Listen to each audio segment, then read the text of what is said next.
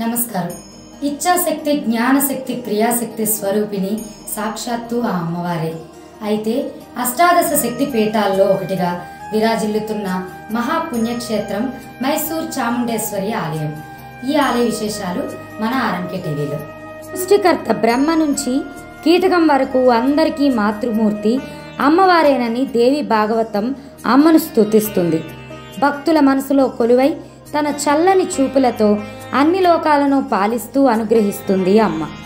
ఆ ముగ్గురమ్మల మూలపుటమ్మ సురారులమ్మ చాముండీదేవిగా అష్టాదశ శక్తిపీఠాల్లో ఒకటైన మైసూర్ క్షేత్రంలో గిరులపై కొలువై అశేష జన భక్తుల పూజలను అందుకుంటోంది. కన్నడ నాట చారిత్రక ప్రాధాన్యత కలిగిన నగరం మైసూర్. గత గణ చరితకు రాజుల రాచరిక టీవీకి నిలువెత్తు దర్పణంగా ఉంటుంది ఈ నగరం.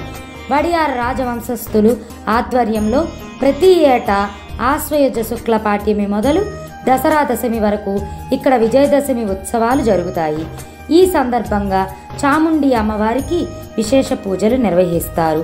వీటిలో అమ్మవారికి చేసే అంబారీ సేవ ప్రత్యేక ఆకర్షణగా నిలుస్తుంది. పూర్వం మైసూరు నగరాన్ని మహిషాసురుడు అనే రాక్షసుడు పరిపాలించేవాడు. లోకకంటకుడైన మహీసుడు తపస్సుతో ఈశ్వరుని మెప్పించి పలు దివ్యవరాలను పొందాడు. స్త్రీ తననేం చేస్తుందిలే అనే చులకన భావంతో స్త్రీ తప్ప మిగిలిన వారి ద్వారా తనకు మరణం ఉండకూడదని వరం పొందాడు.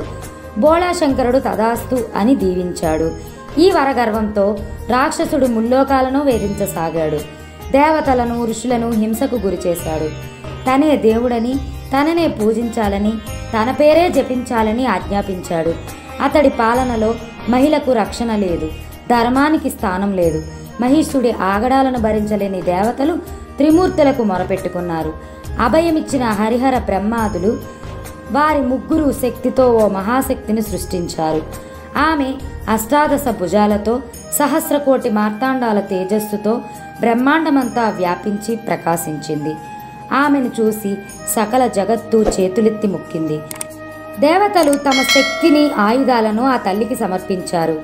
శంఖ, చక్ర, గద, పద్మ, ధనుస్సు, బాణ, ఖడ్గ, ముసల, శూల, పాస, అంకుశ, పరశువులను ధరించి శత్రు సంహారం మొదలుపెట్టింది అమ్మవారు.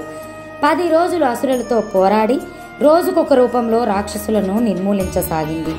10వ రోజు మహిషాసుర వధతో అసురులను నిశ్శేషం చేసి సర్వలోకాల శోకాలను తొలగించి మహిషాసుర మర్దినిగా పేరొందింది.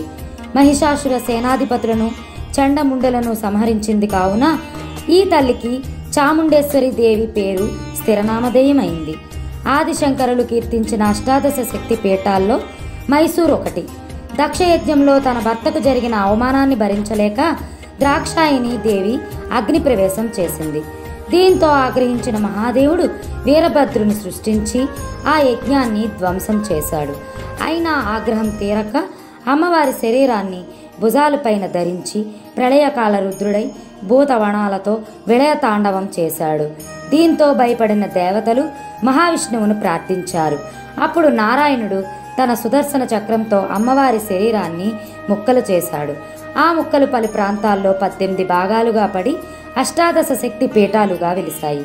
ఇక్కడ మైసూర్ ప్రాంతంలో అమ్మవారి తల వెంట్రుకలు పడ్డాయి. ఇక్కడ దసరా ఉత్సవాల్లో ప్రధాన ఆకర్షణగా జంబూ సవారీ నిలుస్తుంది. జంబూ సవారీ అంటే ఏనుగుపై ఊరేగింపు. రాజదంపతుల పూజతో జంబూ సవారీ ప్రారంభమవుతుంది.